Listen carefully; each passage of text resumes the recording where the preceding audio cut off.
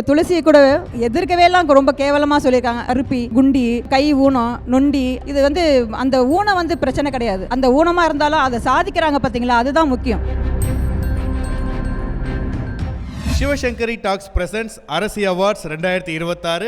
Event partner Max Gold, cash for gold. Title sponsor team education institution. Collaboration partner Patrician college of arts and science. Powered by Suchi Herbals. PR partner Nexus PR and food partner hotel New Arcot biryani. உனக்காக first time நான் இந்த மேடையில் உனக்கு பதில் நான் வாங்குறேன். எனக்கு ரொம்ப சந்தோஷமா இருக்கு இந்த அவார்டை வாங்குறது.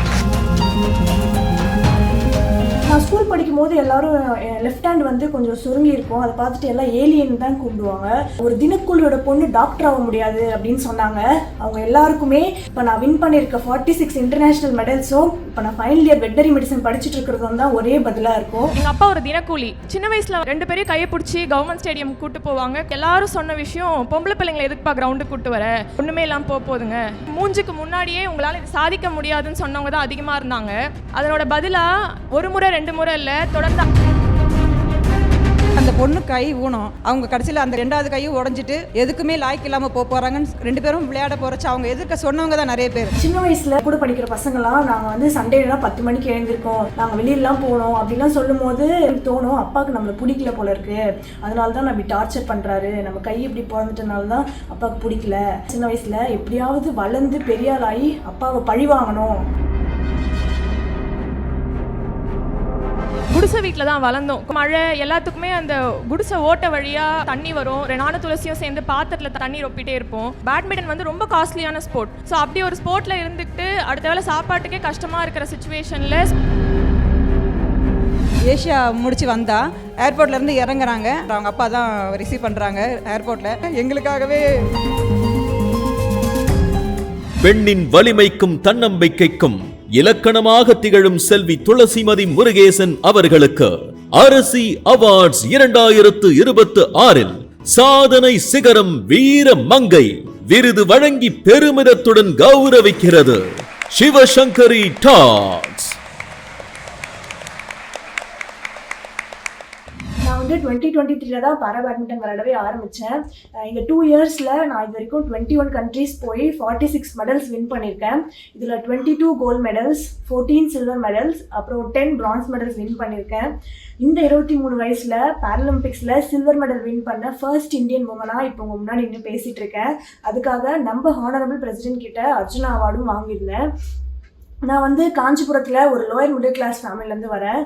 குடிசை வீட்டில் வெயிலுக்கும் மழைக்கும் பயந்து வாழ்ந்துக்கிட்டு நல்ல ஷூ வாங்க காசு இல்லாமல், பேட் வாங்க காசு இல்லாமல், அடுத்த வேளை சாப்பாட்டு கூட கஷ்டமாக இருந்த டைம்லையும் எனக்கு ஒரு அம்மாவா, ஒரு அப்பாவா, குருவா எவ்வளவோ அசிங்கத்தையும் அவமானத்தையும் தாண்டி 13 வருஷமாக எனக்கு பேட்மிண்டன் மாதிரி ஒரு காஸ்ட்லியான ஸ்போர்ட்ஸை சொல்லிக் கொடுத்து என்னை இந்தியாவுக்காக மெடல் ஜெயிக்க வச்சு என்னை இங்கே துளசிமதி முருகேசனாக நிற்க வச்சிருக்கிறது என்னோடய அப்பா. ஸோ நான் அவருக்கு ஃபஸ்ட்டு நன்றி சொல்லிட்டு பேச ஸ்டார்ட் பண்ண விரும்புகிறேன். கவர்மெண்ட் ஸ்டேடியமில் பூஸ்ட்டுக்கு ஃப்ரீயாக கிடைச்ச ராக்கெட்டில் பேட்மிண்டன் சொல்லிக் கொடுக்க ஆரம்பித்தார் என்னோடய அப்பா. என்னையும் எங்கள் அக்காவையும் காலையில் 4 மணிக்கெலாம் எழுப்பிடுவாங்க. 5 to 7 கிரவுண்டுக்கு போய் ரன்னிங் ஓட வைப்பாங்க. திருப்பி வந்து 8 AM to evening 5 PM school இருக்கும். திருப்பி வந்து கிரவுண்டு கூப்பிட்டு போயிடுவாங்க. 8 o'clock திரும்பி வருவோம். வந்து படிச்சுட்டு 11 o'clock சாப்பிட்டு தூங்கிடுவோம். இப்படி தான் இருந்துச்சு. 13 வருஷமாகவே எங்கள் ரொட்டீன் இப்படி தான் இருந்துகிட்ருக்கு.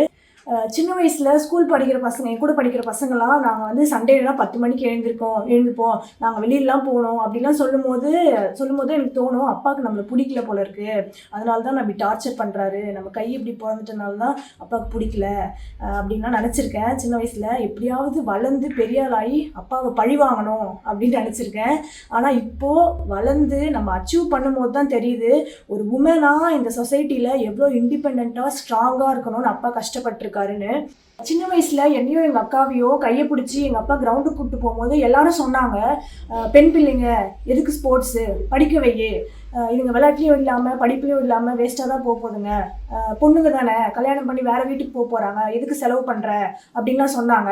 அதுக்கு எங்கள் அப்பா அவங்கள்ட்டலாம் ஒரு விஷயம் சொன்னாங்க, கடவுள்கிட்ட வேண்டி வேண்டி கேட்டால் கடவுள் பையன் கொடுத்துருவாரு, கடவுளே வந்து பிறந்தாதான் பொண்ணு பிறக்கும் அப்படின்னு சொன்னாங்க. ஜென்ரலாகவே வந்து ஒரு ஸ்போர்ட்ஸ் பண்ணுற பசங்க வந்து படிக்க மாட்டாங்க அப்படின்னு ஒரு மித் இருந்துகிட்டே இருக்குது. என்னையும் அப்படி தான் சொன்னாங்க. ஆனால் நான் இப்போது நாமக்கல் கவர்மெண்ட் வெட்டினரி காலேஜில் ஸ்போர்ட்ஸ் கோட்டா மூலயமா ஜாயின் பண்ணி ஃபைனல் இயர் வெட்டினரி மெடிசன் படிச்சுட்ருக்கேன். என்னால் லைஃப்லேயே மறக்க முடியாத மூமெண்ட் அப்படின்னா நான் இந்த மூமெண்ட் தான் சொல்லுவேன் கண்டிப்பாக. இதுனா ஏஷியன் பேரா கேம்ஸ் 2023 ஹாங்ஸோ சைனாவில் நடந்துச்சு. நான் ஃபைனல்ஸ் வந்து யாங் அப்படின்ற சைனீஸ் பிளேயரோட விளையாடினேன். அவங்க வந்து தி அன்பீட்டபிள், இது வரைக்கும் உலகத்தில் அவங்கள யாருமே ஜெயிச்சது கிடையாது. அவங்க தான் வந்து டோக்கியோ பேரலிம்பிக் சாம்பியன். நானுமே அவங்கள்ட்ட 2 வாட்டி அதுக்கு முன்னாடி தோற்றுருக்கேன். ஸோ ஃபைனல்ஸில் சுற்றி சைனீஸ் க்ரௌட் இருக்காங்க. இந்தியாவுக்கு ஓரமாக ஒரு 10 பேர் உட்கார மாதிரி இடம் கொடுத்துருந்தாங்க. நான் அவ்வளோ க்ரௌட் மத்தியில் ஃபர்ஸ்ட் செட் வின் பண்ணிட்டேன் 21-19 ஸ்கோரில்.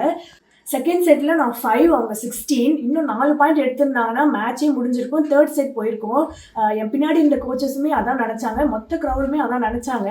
பட் நான் 6-16 ஆரம்பிச்சு 7-16, 8-16, 17-16 வந்து 21-19 நான் செகண்ட் செட் வின் பண்ணி கோல்டு மெடல் ஜெயிக்கிறேன்.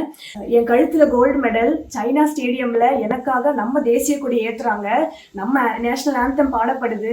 ஸோ சின்ன வயசுலேருந்து இதுதான் மிகப்பெரிய கனவாகவே இருந்திருக்கு. 13 வருஷமாக இவ்வளோ போராட்டங்களும் இவ்வளோ தியாகங்களும் இந்த மொமெண்ட்டுக்காக தான். ஸோ சைனாலேருந்து சென்னை ஏர்போர்ட் வந்த உடனேவே என்னோட கோல்டு, சில்வர், பிரான்ஸ் 3 மெடலையும் நான் முட்டி போட்டு எங்கள் அப்பாவுக்கு டெடிகேட் பண்ண தான் என்னால் மறக்கவே முடியாத மொமெண்ட். இப்போ ஃபைனல் இயர் வெட்டினரி மெடிசன் படிக்கிறதுனால என்னோட டெய்லி ரொட்டீன் வந்து மார்னிங் 5 to 7 ட்ரைனிங் இருக்கும். அப்புறம் 8 to 1 PM வந்து காலேஜ் வார்டுக்கு போய் கேசஸ் அனிமல்ஸ் வந்து ட்ரீட் பண்ணுறது. அப்புறம் 1 to 2 லஞ்ச் பிரேக்கு. திருப்பி 2 to 5, 5:30 வரைக்கும் கிளாஸஸ் இருக்கும். திருப்பி வந்து ஒரு 6:30 to 8, 8:30 வரைக்கும் ட்ரைனிங் பண்ணிவிட்டு வந்து சாப்பிட்டு படிச்சுட்டு ஒரு 11, 11:30க்கு தூங்கிடுவேன். திருப்பி மார்னிங் 5 to 7 ட்ரைனிங் இருக்கும். இப்படி தான் இருக்குது என்னோடய ரொட்டீன். நடுவில் வந்து 2 months ஒன்ஸ் எக்ஸாம் இருக்கும். ஸோ நான் வந்து ஃப்ளைட்டில் போகிறப்பையும் ப்ரிப்பேர் பண்ணுறதா இருக்கட்டும், மேட்சஸில் அங்கே போயிட்டு ப்ரிப்பேர் பண்ணுறது, இப்படி தான் போயிட்டுருக்கு. ஸோ இதில் வந்து ப்ராப்பர் ரெக்கவரியும் ரெஸ்ட்டும் கண்டிப்பாக போதுமான அளவு இருக்காது. வெட்டினரி மெடிசன் மாதிரி ஒரு ப்ரொஃபஷனல் டிகிரி படிச்சுக்கிட்டே வேர்ல்ட் கிளாஸ் அத்லெட்ஸ் கூட இன்டர்நேஷ்னல் டோர்னமெண்ட்டில் பார்ட்டிசிபேட் பண்ணி மெடல் ஜெயிக்கிறதுன்றது மிகப்பெரிய சவால். இந்த அவார்டு எனக்கு ரொம்ப ரொம்ப ஸ்பெஷல். ஏன்னா இது எங்கள் அம்மாவோட ஃபர்ஸ்ட் அவார்ட். ஸோ இந்த மொமெண்ட்டை ஏற்படுத்தி கொடுத்ததுக்கு ரொம்ப ரொம்ப தேங்க்ஸ் டு அரசி அவார்ட்ஸ். இப்போ துளசிமதி அவங்க ஹைதராபாத்தில் ப்ராக்டிஸில் இருக்கிறதுனால அவங்க அக்காவும் அம்மாவும் வந்திருக்காங்க. அழகான அவார்ட் தகுதியான ஒரு நபருக்கு போயிருக்கு. ஸோ சந்தோஷ் சார், ஃபஸ்ட்டு நீங்கள். எங்கேயோ நான் மேனிஃபெஸ்ட் பண்ணதா என்னன்னு தெரியல, என்றைக்காவது இவங்களை பார்க்கணும், நான் அவங்ககிட்ட பேசணும், என்ன இன்ஸ்பயர் பண்ணுச்சு அப்படின்ற ஒரு விஷயம் தான். ஏன்னா சும்மா சாதாரணமான விஷயம் கிடையாது, தெரியல, அது குறையாக நான் பார்க்குறது கிடையாது. ஏன்னா இந்த உலகத்தில் மனிதர்கள் மட்டும்தான் குறையாக பார்க்குறாங்க தவிர எந்த இயற்கையிலையும் எந்த விஷயமும் குறைய யாருமே பார்க்கறதில்ல. மரம்னா இப்படி தான் இருக்கணும், கொடினா இப்படி தான் இருக்கணும்னு யாருமே பார்க்கறதில்ல.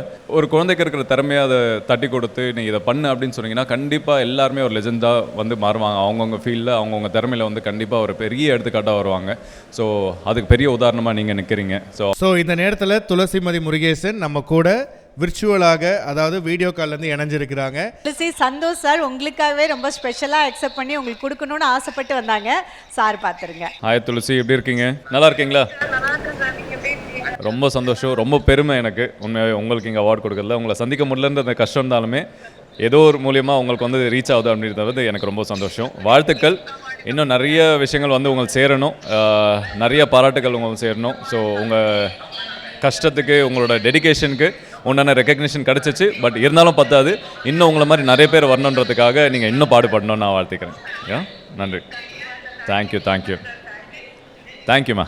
வாழ்த்துக்கள். துளசிமதி ஹாப்பியா? ஓகே. அம்மா பார்த்தீங்களா? அம்மா பாருங்க. The proudest mom. எப்போதுமே பெண் பிள்ளைகளை பெற்ற அனைத்து எப்பயுமே நீங்க அவார்டு வாங்கியிருப்பீங்க. இப்போ ஃபர்ஸ்ட் டைம் உங்க அம்மா கையில் அவார்டு உங்கள் மூலியமா கிடைச்சிருக்கு. வாழ்த்துக்கள், வாழ்த்துக்கள் உனக்கு தான் துளசிமா. உனக்காக ஃபர்ஸ்ட் டைம் நான் இந்த மேடையில் உனக்கு பதில் நான் வாங்குறேன். எனக்கு ரொம்ப சந்தோஷமா இருக்கு இந்த அவார்டை வாங்குறச்சு. தேங்க்யூ தேங்க்யூடா. Bye bye. All the best. Thank you. ரொம்ப அழகான ஒரு மொமெண்ட்டாக மாறி இருக்கு. It's emotional moment. சில நேரம் சந்தோஷமா செலிப்ரேட் பண்ற விஷயமும் நம்ம கண்ணில் ஆனந்த கண்ணீரை வர வச்சிரும். அப்படிதான் இல்லை, சில விஷயங்கள் வந்து நம்ம வார்த்தைகளால் சொல்லலாம்னு நினைக்கிறோம். கண்டிப்பாக வார்த்தையை தாண்டி சில விஷயம். ஏன்னா இந்த தருணம் வந்து எனக்கு ஒரு விஷயம் எப்போ நடந்ததுன்னா, நான் பல வருஷம் கஷ்டப்பட்டேன். நான் சின்ன வயசுலேருந்தே இந்த ஸ்டேஜ் ஏறி தான் எனக்கு சினிமா வரணும்னு ஆசை எனக்கு. நான் அது ஒரு டைமில் வந்து 2014 என்னோட ஃபஸ்ட்டு படம் ஆடியோ லான்ச் இதே மாதிரி சத்தியமில் நடக்கும்போது எங்கள் வீட்டில் எங்கள் பாட்டி அம்மா எல்லாருக்குமே வந்தாங்க. நான் படம் பண்ணேன்னு தெரியாது, அன்றைக்கி தான் அவங்களுக்கு படம் பண்ணேன்னு தெரியும். ஸோ அவங்க வந்து பார்க்கும்போது பார்த்திபன் சார் என்ன இது மாதிரி மேடையில் பாராட்டும் போது அவங்களுக்கு சொல்ல வார்த்தை இல்லை, வெறும் கண்ணில் தண்ணி மட்டும் தான் வந்து அதோட பவர் என்னன்னு எனக்கு தெரியும், அதோட வலி என்னன்னு தெரியும், அது பின்னாடி எவ்வளோ வருஷத்தோட ஸ்ட்ரகிள் என்னன்னு தெரியும். ஸோ இதுதான் பெரிய உங்களோட பதிலாக நான் பார்க்குறேம்மா. ரொம்ப நன்றி. மைசெல்ஃப் டாக்டர் கிருத்திகா முருகேசன், துளசிமதி அவங்க எல்டர் சிஸ்டர். எங்களோட வெற்றிக்கு பின்னாடி யார் இருக்கான்னு கேட்டால் நாங்கள் அப்பாவை சொல்லுவோம். ஆனால் எங்கள் ஃபேமிலியோட வெற்றிக்கு பின்னாடி யார் இருக்கான்னு கேட்டால் கண்டிப்பாக எங்கள் அம்மா தான். கடந்த 13 வருஷமாக அப்பா தான் எங்களுக்கு குரு. ஒரு அப்பாவா அம்மாவா குருவாக இருந்து எங்களுக்கு எல்லாத்தையும் சொல்லி கொடுத்து நிறைய அவமானங்களை அசிங்கத்தெல்லாம் தாண்டி இன்றைக்கி இங்கே மேடையில் நிற்கிறோன்னா அதுக்கு அவர் தான் காரணம். நான் அவருக்கு ஃபஸ்ட்டு நன்றி சொல்லிவிட்டு பேச ஆரம்பிக்கணும்னு நினைக்கிறேன். சின்ன வயசில் வந்து 4 மணிக்கெலாம் அப்பா எழுப்பிடுவாங்க. காலையில் 4 மணிக்கெலாம் எழுப்பிட்டு 5 மணிக்கெலாம் கிரவுண்டில் இருக்கணும். நான் அப்போது 7th ஸ்டாண்டர்ட் படிக்கிறேன், துளசி 5th ஸ்டாண்டர்ட் படிக்கிறாங்க. 5 மணிக்கு கிரவுண்டில் இருக்கணும் போது 2 பேரையும் கையை பிடிச்சி கவர்மெண்ட் ஸ்டேடியம் கூட்டு போவாங்க. கூட்டு போகிறப்ப எல்லாரும் சொன்ன விஷயம், பொம்பளை பிள்ளைங்களை எதுக்குப்பா கிரவுண்டுக்கு கூட்டு வர, இதுங்க படிப்புலையும் இல்லாமல் விளையாட்டுலையும் இல்லாமல் ஒன்றுமே இல்லாமல் போகுதுங்க. எங்கள் அப்பா ஒரு தினக்கூலி, அதனால் போய் படிக்கிற வேலையை பாரு, ஸ்போர்ட்ஸ் எல்லாம் எதுக்கு இவங்களுக்கு அப்படின்னு சொன்னவங்க தான் அதிகம். முதுகுக்கு பின்னாடி பேசினவங்க விட மூஞ்சுக்கு முன்னாடியே உங்களால் இது சாதிக்க முடியாதுன்னு சொன்னவங்க தான் அதிகமாக இருந்தாங்க. அதனோட பதிலாக 1 முறை 2 முறை இல்லை, தொடர்ந்து 5 வருஷம் நான் நேஷ்னல் சாம்பியன் ஆனேன். அப்புறம் ஸ்போர்ட்ஸ் கோட்டாவில் வெட்னரி மெடிசன் ஜாயின் பண்ணி இப்போ நான் ஒரு வெட்னரி டாக்டராக இருக்கேன்.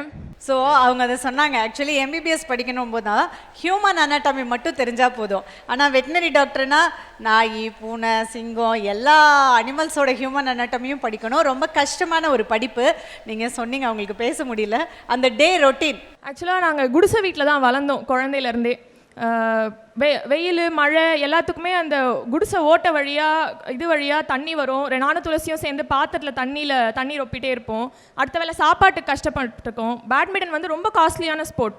ஸோ அப்படி ஒரு ஸ்போர்ட்டில் இருந்துக்கிட்டு அடுத்த வேளை சாப்பாட்டுக்கே கஷ்டமாக இருக்கிற சுச்சுவேஷனில் ஸ்போர்ட்ஸை வந்து கரியராக எடுக்கணுன்றப்ப ரொம்ப கஷ்டமாக இருந்துச்சு.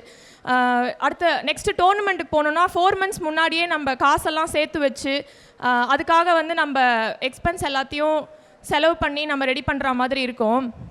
ஸோ இந்த ஒரு சுச்சுவேஷனில் இருந்து அப்பா அம்மா கூட இருந்து நீங்கள் உங்கள் கனவுகளை நோக்கி ஓடுங்க, தாங்கி பிடிக்க என்னன்னாலும் நாங்கள் நிற்கிறோம் அப்படின்னு சொல்லி ஒரு பெரிய பக்கபலமாக இருந்தது அம்மாவும் அப்பாவும் தான்.